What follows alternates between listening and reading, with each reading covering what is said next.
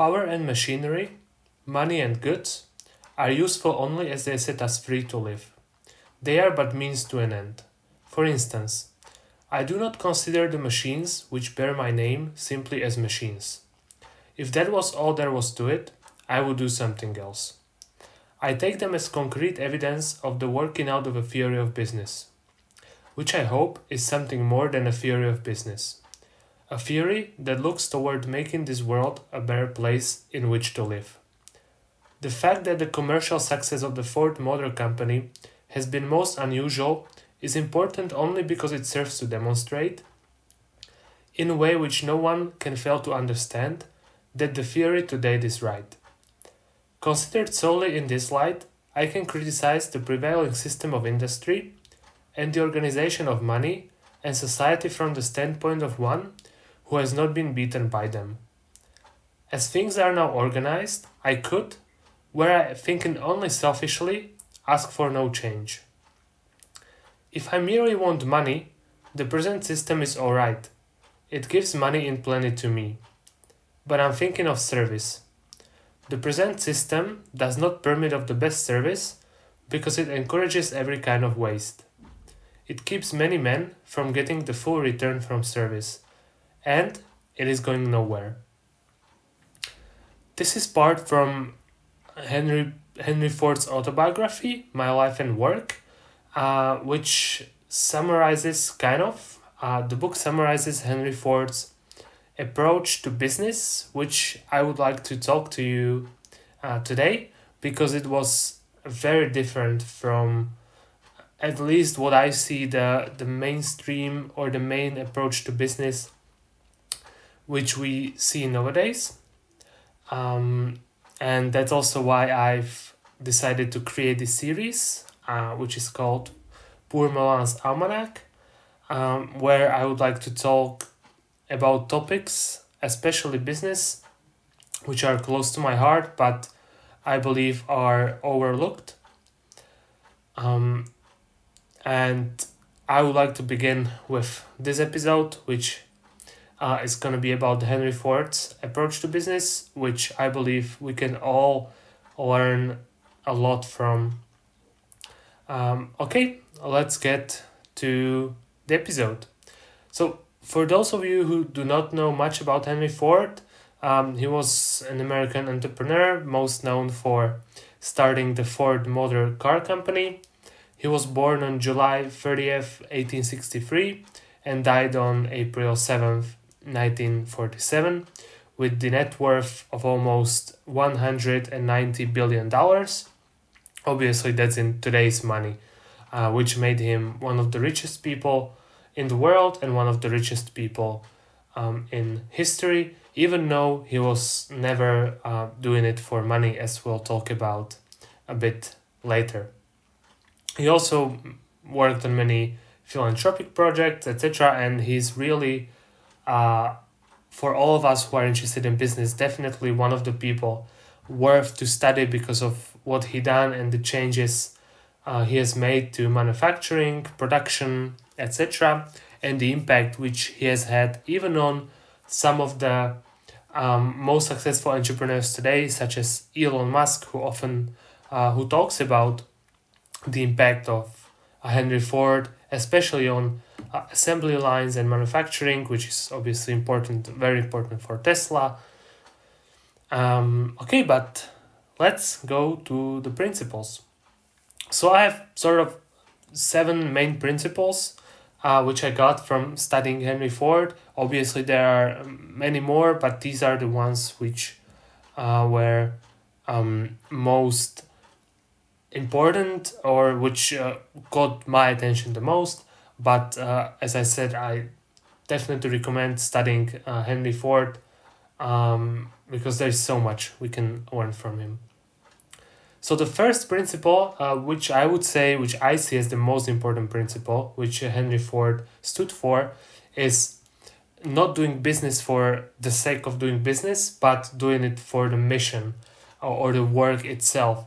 So what I think today is many people, they want to start a business and then after they decide they want to start a business, they start figuring out what they want to do. But according to Henry Ford, it should be the other way around, right? It shouldn't be, the business shouldn't be done for the sake of business. It should be done for the sake of the mission which the business is doing. Obviously, for Henry Ford, this was, from a very young age, he was interested in mechanics and engineering, and then he started working on cars. He was actually working for other car companies, and then he started the Ford Motor Car Company, but it wasn't in a way that I want to start a company, so I'm going to figure out what I want to do. No, it started with the mission. And this even goes well with what some other entrepreneurs say. For example, Steve Wozniak, the co-founder of Apple, when he was developing the first Apple computer, he was working at HP, and he actually wanted to do this project with HP. He didn't want to start a new company. It's only after they rejected it multiple times, and they told him, if you want to do it, you can work on the project outside of HP. We don't want any money from you. We don't want any ownership in the project. So it's only after they rejected. Again, he was focused on the mission, on the product itself and the work, not starting the business. And it's only after, it was kind of like the only way or the best way for him to continue. Then he started this as a separate company, which then turned into Apple. But again, it started with the mission. So it wasn't done for the sake of doing business. It was for the mission, which he was doing. And this, I think, prevents waste, because it's also, as another iconic entrepreneur said, John D. Rockefeller, quite possibly the richest person in modern American history. He was very opposed to kind of like wasteful competition. So when someone is doing something right or is working on something and is doing it good, it might not be the sort of like the best idea to do the same thing. He was very for the idea that people should open new industries and enter new fields and create new markets, not do something what someone is already doing, because that promotes waste. Okay, but back to Henry Ford's principles. So the second principle, which I liked, is he was never doing it for money. He saw money as a byproduct. So he really believed that if he created the best products he could, and if he delivered the best service to people he could, then money would have to come, and they came to him. So basically what he did, and he was very interesting, because I would say the main, like how business is done today is companies, they create new products, new models, they add new features, and they continually sort of like increase the cost of the product. This was the opposite of what Henry Ford did. What Henry Ford actually did was he wanted to work on one model of a car, and you probably all heard of Model T, Ford Model T. So he didn't even want to create new models. He just wanted to continually improve, and he didn't want people to buy new models. He wanted people to buy one car, and he wanted that car for them to last a lifetime, because he believed this was the best service. And if this was done, then more and more people would buy the Ford car, Model T. And he was even continually decreasing prices, which was very interesting, was as he got into mass production, and he was always working on improving the manufacturing and the production. He was decreasing the price even in bad times, which was very interesting, was even during the crisis, when it was very hard for Ford, the company.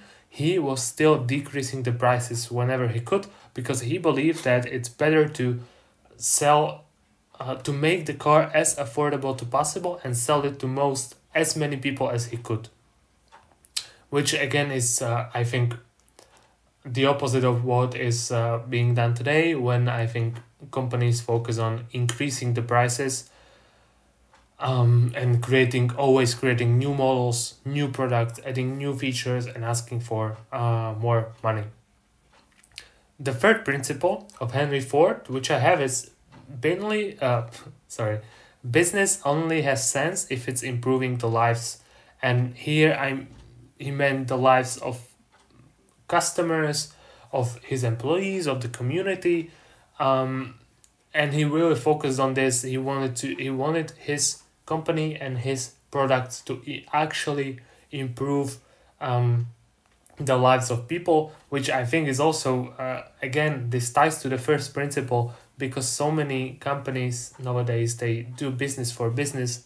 They don't really focus on actually improving the lives of people. And I think there are so many companies, so many products, even so many industries which do not in any way improve the lives of people, I think.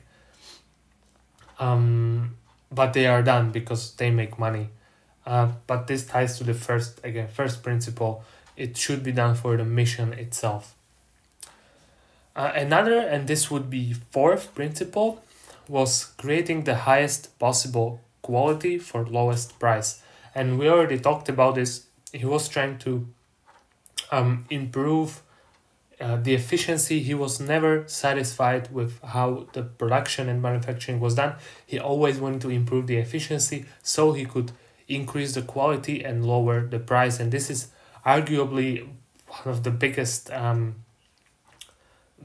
possibly the biggest impact which Henry Ford has had on the world, is not developing the car itself. It's developing the production and manufacturing processes and the assembly lines for this to happen, so that products could be manufactured in a high quality and for a low price.